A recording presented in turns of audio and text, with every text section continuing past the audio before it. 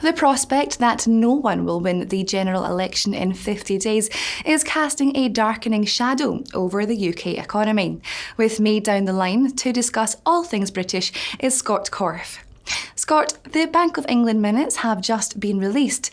Traders will be scrutinising them for hints of future course of action.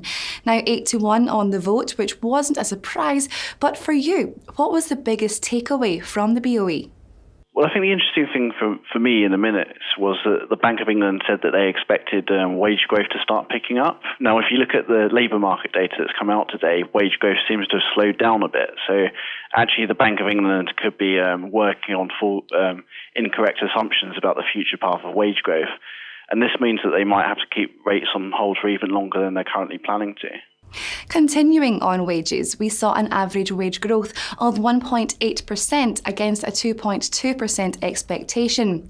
In light of the data, what sort of timeframe do you now think we have before any sign of a hike? I mean, we think early 2016 at the very earliest, and actually the latest wage data suggests we could be waiting until mid-2016. It's unlikely that many big announcements in today's budget would take effect before the election. With such uncertainty, where Osborne himself may not even be in office, has the significance of the 2015 budget lessened, at least economically? What can we expect from the Chancellor? Well, I think it's significant in a different way. I mean, this is the Chancellor's opportunity to give the public a taste for what a Conservative government might offer after the next election. So he's going to give the public a feel for what tax policy might be under a Conservative-led government, and that is significant in that respect. According to a Bloomberg survey, 76% said Britain's record current account deficit isn't a significant threat to the pound. Is the bond situation helping the Chancellor's job, although it doesn't directly have anything to do with him? And what is your outlook for sterling?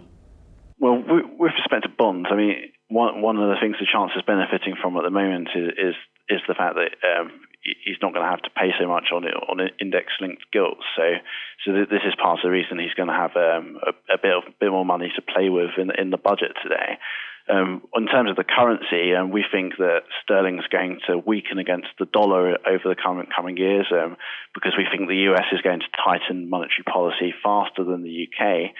We expect some strengthening against the euro because we think the UK is going to tighten monetary policy faster than the Eurozone.